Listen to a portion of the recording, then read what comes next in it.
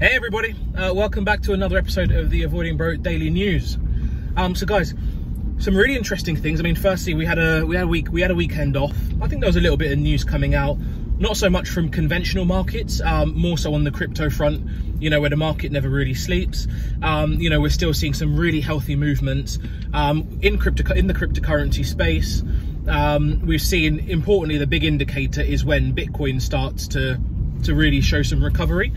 So we've seen some great signs there, which is fantastic. We're also seeing a little bit of rebounding in the altcoin space. I think Ethereum's ticking up as well. So look, all in all, really positive. These are the moves that we want to see to make us think that the crypto space is really on its rebound. So I'm feeling optimistic there. Just in terms of you know, kind of our like everyday money, one of the most interesting things that I've really read today is an article that talks about how difficult it's going to be for anyone who ever rents privately to ever get onto the property ladder. Look, it's a kind of thing that I kind of am broadly aware of, but sometimes it's not until you actually go and read this specific article that you start thinking about it a little bit deeper. You know, when you look at private renting in itself, private renting is, I mean, firstly, the market tends to set the rate, the market rate level of rent, but actually like a private rental rate would be a lot higher than any kind of social housing.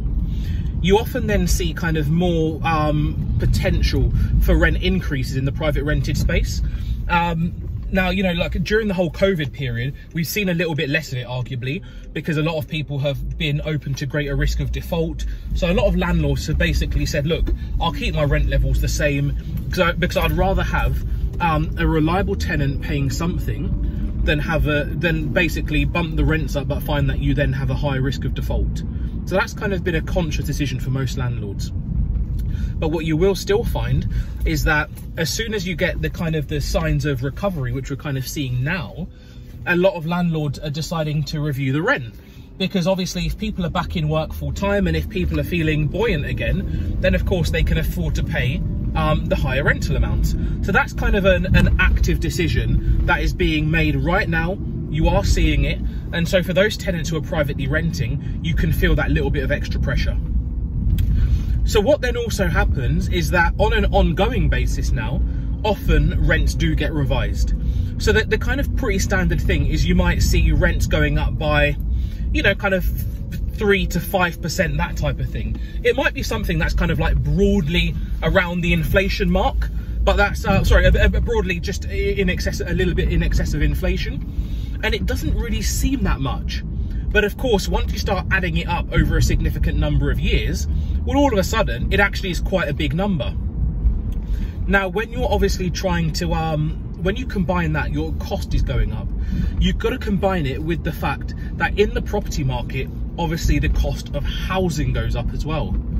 You know, no matter what you're going to be reading on the front page of a lot of kind of conventional news about how the property market is slowing down, don't ever misunderstand what's happening with real house prices.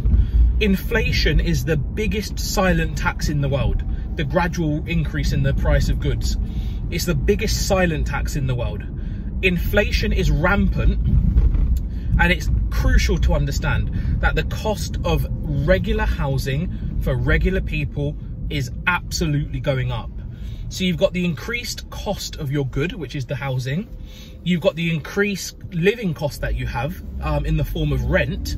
You then obviously have the increased cost of everyday goods, like a normal basket of goods, in the form of just kind of regular consumer inflation. You put them together, that equals tough to be a homeowner.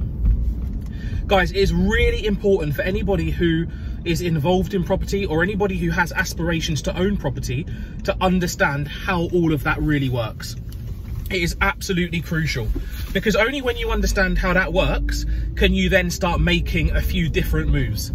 Because if you're clear on how the macro economy really fits together, and if you're clear about the pressures that say renters, private renters in particular, may be under, you then are in a better position to figure out what you need to do to make your moves. Now, there are options. You know, you could look at buying in different places. You definitely should be looking at kind of more aggressive saving plans that have got a lot more strategy around it. You know, you've obviously got other things like Help to Buy schemes, which are brilliant, well worth looking at, and you know, kind of 95% mortgages, that kind of thing. It's well worth checking out, going into some detail on. If you look at it and you're not kind of too sure about how it all works, just drop us a comment and I'll happily try and answer any kind of questions that come through, just to give my own perspective.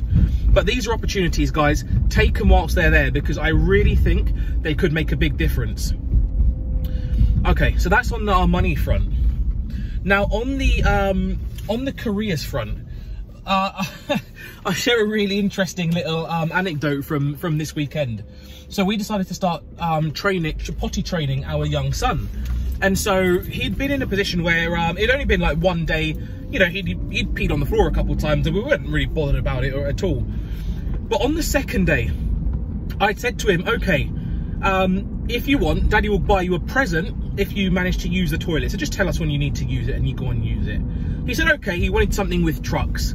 Okay, fine, no issue whatsoever. I agreed with him that, okay, I'll take you somewhere where they've got trucks and somewhere where you can go and play around if you use the toilet. Well, look, no word of a lie, guys. Within 1 hour, he'd successfully sat down and within 1 hour, bad driver, within 1 hour, he'd successfully gone, used the toilet, done his business, clear as anything. And then shortly after that, he also went and, you know, used it again. So we know that he's kind of really getting it. It was a hugely valuable lesson, guys, for me, in terms of the power of incentives and not underestimating people. You know, it's completely possible that Theo could always have been able to use the toilet. Maybe he just didn't really see any reason to, right? He could look and think, well, look, if I just go in my nappy, mummy or daddy cleans it up, it's not really a big deal. But once we have our different discussion, and once we get to a point where he then looks and says, hang on a minute, I've got a really good reason now with these trucks. I've got a really good reason to use this toilet. All of a sudden, his ability just kicks in, and, you know, he's effectively potty trained within a day and a half, which I think is pretty, well, as a parent, is pretty incredible, because I didn't have much stuff to clean up. I'm not sure if that's normal or not. But it was just a brilliant reminder, guys, about the importance of having of incentives. And so for anyone out there who's a business owner, or we've got staff or people that we look after, it's important to make sure people are incentivized correctly, because, you know, you're going to get better performance once the incentive structures are set up properly. The other thing to remember is just not to underestimate people's ability, because people are capable of more, quite often a lot more than we realize. And so it might just be about how we tap into that potential. And again, I'm saying this to anyone who's a business owner, or if you manage staff, look after people. This is a really important one, guys, just for us to kind of do a little bit of self-work to make sure we set ourselves properly. Then the last thing I'm going to cover quickly, I was going to talk about this really interesting concept called Next 5 Moves as part of our well-being. I was really tempted to, actually, but I think another really interesting thing that I've been reading recently is a book called Medical Medium. And the idea in this book is that we're all kind of a little bit, there's basically a lot of stuff in our diets which cause a lot of illness. And essentially, the more control we can get over our diet is the better we're going to prepare ourselves to effectively stave off different types of illness, right? I think it's a fascinating idea. I've read quite a lot of the book, and there's a whole load of them, actually, which are well worth investing in if you're interested in this kind of stuff. Well, look, guys, the key thing that I want to float with you is one to try, just see how you get on, is the benefit of things like celery juice. So in the Medical Medium, right, the guys, I can't remember the author's name, so forgive me for that one. Medical Medium, you can find it though. He talks about, like, quite extensively, the health benefits associated with drinking celery juice, and there are a whole load of other things that he recommends on his shopping list. If you drop me a note, I'm happy to share. I'm happy to just send you a copy of the list, and you can kind of have a look for yourself and decide if it's interesting. But the benefits of celery juice are one of the things which it's heavily focused on during the book. You know, the idea is that we can replace a lot of the kind of solid food that we eat with some good quality celery based diet. And, you know, we tend to juice it and put a whole load of other things in it. Turmeric, ginger, honey, we put green supplements, banana, all kinds of fruit and other vegetables. It's nice. Look, better still, there it is. That's this is the stuff that we're knocking back regularly. You do at least a litre of that a day. But guys, I just want to float that one out there, right? It's a different kind of concept. It's not one, there's things in medical medium and the whole point about improving your health, well-being, performance, output through great diet is not something that we talk about much in the Western world. It's almost like a hidden thing, and it really needs to be changed. So there it is, guys. That's a great one. Check it out. Let me know if you get onto the celery juice, and if you do, let me know how you find it. All right, guys, look, that's it from me. I'm going to wish all of you a phenomenal day. I hope you have a brilliant day ahead, and I'll see you tomorrow. Take care, guys. Bye.